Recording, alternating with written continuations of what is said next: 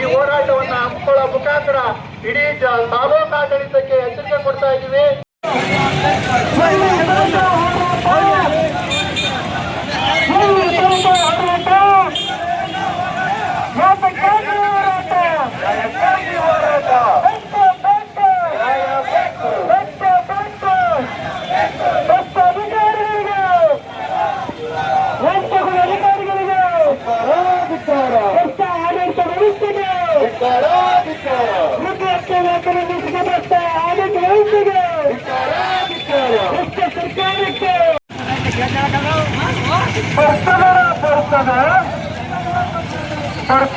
ಬರ್ತದೆ ರೈತ ತಂಗ ಬರ್ತದೆ. ಬೇಕೇ ಬೇಕು ನ್ಯಾಯ, ಬೇಕು ಬೇಕೇ ಬೇಕು ನ್ಯಾಯ, ಬೇಕು ಪಂಚಾಯತ್ ನೀತಿಗೆಟ್ಟು ಸರ್ಕಾರಕ್ಕೆ.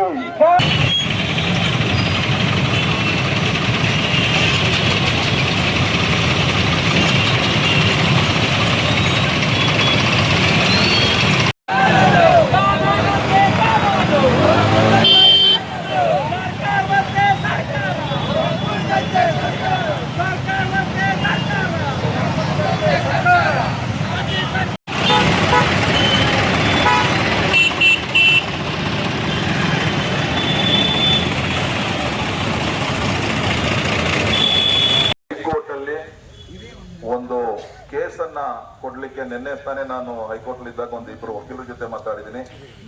ನೀವು ನಿಮ್ಮ ಕೃಷಿ ಇಲಾಖೆನೆ ನಿಗದಿಪಡಿಸಿರ್ತಕ್ಕಂಥ ರೇಟ್ ಅಲ್ಲಿ ಆ ಪರಿಹಾರ ಹೋದ್ರೆ ನೋಡ್ರಿ, ಅವ್ರಿಗೆ ಕನಿಷ್ಠ ನೀವು 1 ಕೋಟಿ ದುಡ್ಡು ಕೊಡಿ ಮತ್ತು ಅವ್ರಿಗೆ ಸರ್ಕಾರಿ ನೌಕರಿ ಕೊಡಿ. ನೀವು ಸುಮ್ಮನೆ ನಾಮಿನಲ್ ಆಗಿ ಓಡಾಡಬೇಡಿ ದಯವಿಟ್ಟು.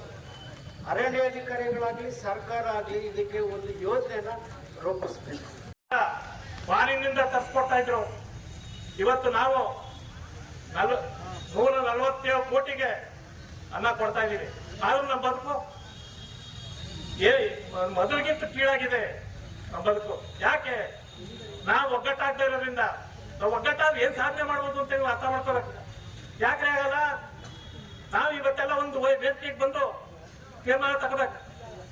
ನೋಡ್ರಿ, ನಾವು ಇಂಥ ಬೆಳೆ ಬೆಳಿತೀವಿ, ನಿಮ್ಗೆ ಏನ್ ಅವಶ್ಯಕತೆ ಇದೆ, ಈ ದೇಶಕ್ಕೆ ಅನ್ನ ಏನ್ ಬೇಕು, ಯಾವ್ದು ಬೇಕು, ಜೋಳ ಬೇಕಾ, ರಾಗಿ ಬೇಕಾ, ಎಷ್ಟು ಬೇಕು, ಅದನ್ನ ಬೆಳ್ಕೊಡ್ಬೇಕಾದ್ರೆ ನಮ್ಗೆ ಇದು ಕೊಡ್ಬೇಕು ಅಂತ ನಾವೆಲ್ಲ ಒಗ್ಗಟ್ಟಾಗಿ ತೀರ್ಮಾನ ತಗೊಂಡ ಮಾತ್ರ ನಮ್ಮ ಬದುಕು ಸುಂದರವಾಗ್ತದೆ.